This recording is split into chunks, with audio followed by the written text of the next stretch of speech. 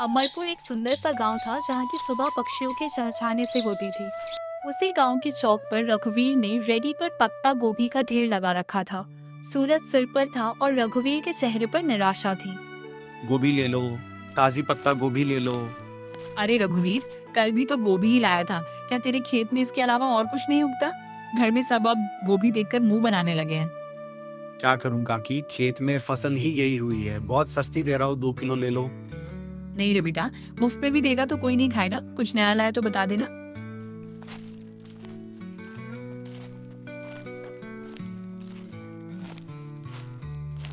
सबको कुछ नया चाहिए, पर नया लाने के लिए पैसे कहाँ से आएंगे? अगर आज ही गोभी नहीं बिकी तो कल का चूल्हा भी नहीं जल पाएगा।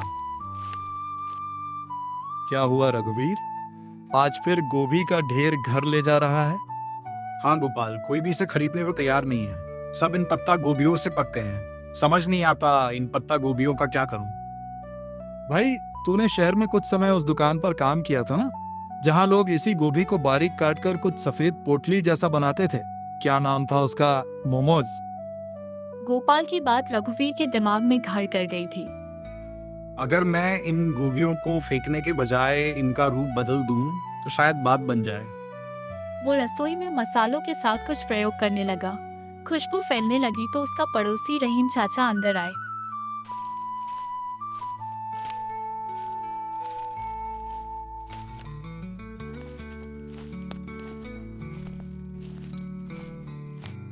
रघुवीर बेटा, यह कैसी खुशबू आ रही है? आज क्या कोई दावत की तैयारी है? आइए चाचा, दावत तो नहीं पर एक कोशिश कर रहा हूँ। अरे, ये तो छोटी छोटी सफेद पोटलियां लग रही हैं। इन्हें तेल में तलोगे क्या? ये देखिए, मैंने इन गोभियों को मसालों के साथ पकाकर इस मैदे की लोई में भर दिया है। इन्हें बस भाप में पकाऊंगा। ये बिना तेल का खाना होगा। बिना तेल का? क्या लोग खाएंगे? यहाँ तो सबको तला भुना पसंद है। हिम्मत तो बड़ी है तेरी। चल, ये पक जाए तो एक मुझे भी चखाना। स्वाद अच्छा हुआ तो सब खाएंगे चाचा। बस दुआ कीजिए कि ये भाप में ठीक से पक जाए। कल सुबह गांव के चौराहे पर मैं इसी का ठेला लगाऊंगा।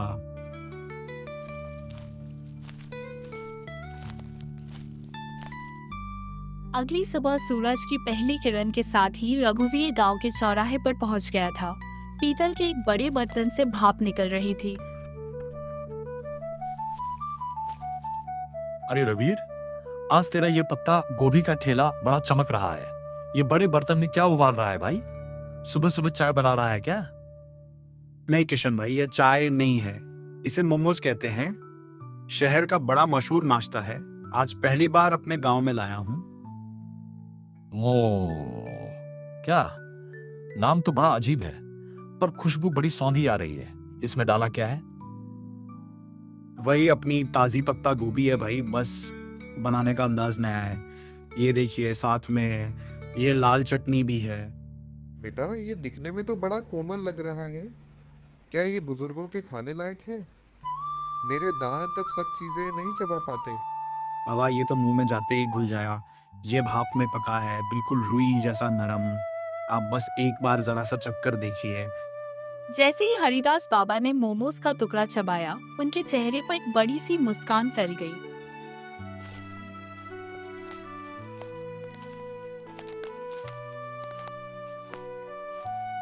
रघुवीर, मुझे भी एक प्लेट दे भाई। कल तो तू बड़ा परेशान था और आज तूने यहाँ कमाल कर दिया। हाँ गोपाल, सबको दूंगा, पर ध्यान रखना चटनी थोड़ी तीखी है, संभल कर खाना। अरे रघुवीर, तीखा ही तो असली मजा है। गांव वालों की भीड़ बढ़ती चली गई। हर कोई इस नए स्वाद को चखना चाहता था। कुछ ही घंटों में रघुवीर के सारे मोमोज बिक गए और उसके चेहरे पर कई दिनों बाद सुकून दिखाई दिया।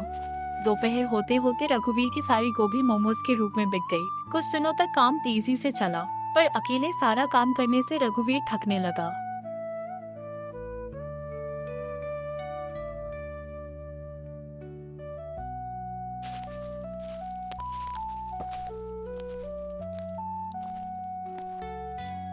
क्या बात है रघुवीर बेटा, आज चेहरे पर वो चमक नहीं है।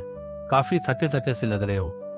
गोभी काटना, मैदा गूंदना, फिर उसे बेलना और भाप देना, अकेले करते करते हाथ जवाब देने लगे। चाचा कम तो बहुत है, पर हाथ सिर्फ 2 हैं। लोग अब ज्यादा मात्रा में मांग रहे हैं और मेरे पास बर्तन इतना छोटा है कि एक बार में सिर्फ 1-2 मोमोज ही बन पाते हैं। पैसे तो आ रहे हैं चाचा। अरे ये तो बहुत अच्छी बात है। शहर जा और एक बड़ा स्टीमर लेकर आ, और सारा काम अकेले क्यों करता है, किसी को साथ लगा ले। पर क्या ये काम टिकेगा? कहीं लोग 4 दिन बाद उठ गए तो मेरी सारी कमाई डूब जाएगी। मेहनत कभी नहीं डूबती बेटा। तूने साधारण सी पत्ता गोभी को पहचान दिलाई है, अब खुद को एक बड़ा व्यापारी बनाने की सोच।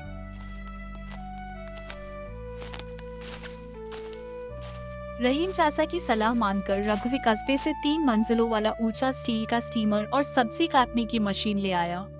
नया स्टीमर आने के बाद रघुवीर का काम और भी तेज हो गया। अब वो पहले से कई गुना ज्यादा मोमोज बना पाता था और दूर दूर के गांवों से लोग उसके स्वाद का आनंद लेने आने लगे थे।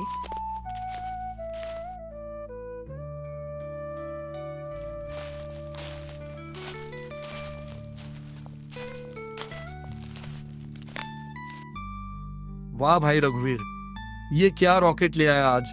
ये तो बड़ा आलीशान लग रहा है। रॉकेट नहीं है गोपाल भाई, ये 3 मंजिला स्टीमर है। अब एक साथ कई लोग मोमोज खा पाएंगे। अरे भाई, बर्तन तो बड़ा कर लिया, पर क्या स्वाद वही रहेगा? अक्सर काम बढ़ने पर लोग जायका भूल जाते हैं। किशन भाई, जायका तो मेरी मेहनत में है, बर्तन में नहीं। आप बस देखते जाइए, आज मैंने चटनी में खेत का ताजा पुदीना भी मिलाया है। तभी गांव के रामप्रसाद जी अपनी गाड़ी से वहां रुके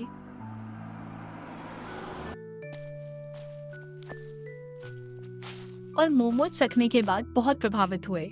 अरे ये तो वाकई लाजवाब है, इतना हल्का और इतना शुद्ध स्वाद।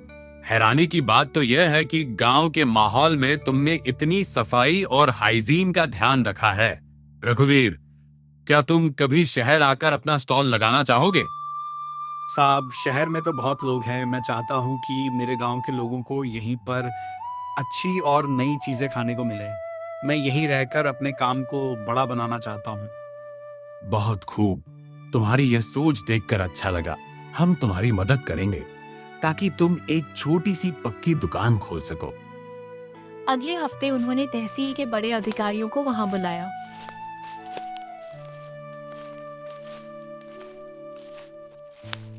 अधिकारियों ने रघुवीर की मेहनत, साफ सफाई और स्वाद की खूब प्रशंसा की। उनकी मदद से रघुवीर का सपना अब हकीकत बनने वाला था। अधिकारियों की मदद और अपनी मेहनत की कमाई से रघुवीर ने मुख्य चौराहे पर एक पक्की दुकान किराए पर ले ली और उसका नाम रखा रघुवीर स्वाद केंद्र। उद्घाटन के दिन दुकान पर भारी भीड़ उमड़ी। जिस रघुवीर को कभी अपनी गोभी बेचने में परेशानी होती थी, आज वही गांव के युवाओं को रोजगार देने की बात कर रहा था। अरे भाई रघुवीर, अब तो तू सेठ बन गया। इतनी सुंदर दुकान। सेठ में किशन भाई, बस आप सबका प्यार है। आइए, आज उद्घाटन के दिन पहली प्लेट आप ही के नाम। रघुवीर बेटा, देख रहे हो, जहाँ तू कभी गोभी का ढेर लेकर उदास बैठा रहता था, आज वहाँ तेरे नाम की धूम मची है। चाचा, ये सब आपकी बातों का ही असर है। अब मैंने गांव के 2 और बेरोजगार युवकों को यहाँ काम पे रखने का सोचा है। उन्हें मैं खुद ट्रेनिंग दूंगा। रघुवीर भाई, सोशल मीडिया पर तुम्हारी दुकान की बड़ी चर्चा है। तुमने वाकई साबित कर दिया कि अगर इरादा पक्का हो तो एक गरीब सब्जी बेचने वाला भी अपने हुनर से तकदीर बदल सकता है। मेहनत का कोई विकल्प नहीं होता गोपाल। आज जब मैं पीछे मुड़कर देखता हूँ तो मुझे गर्व होता है कि मैंने हार नहीं मानी। रघुवीर की कहानी पूरे इलाके में मिसाल बन गई। उसने साबित कर दिया कि मेहनत, हिम्मत और नई सोच के दम पर कोई भी इंसान अपनी किस्मत बदल सकता है। दोस्तों, इस कहानी से हमें सीख मिलती है कि समस्याओं से घबराने के बजाय उनका नया समाधान ढूंढना चाहिए। कभी कभी सफलता वही छिपी होती है जहां हमें केवल परेशानी दिखाई देती है।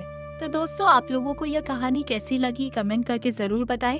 वीडियो को लाइक करें और चैनल को सब्सक्राइब करें।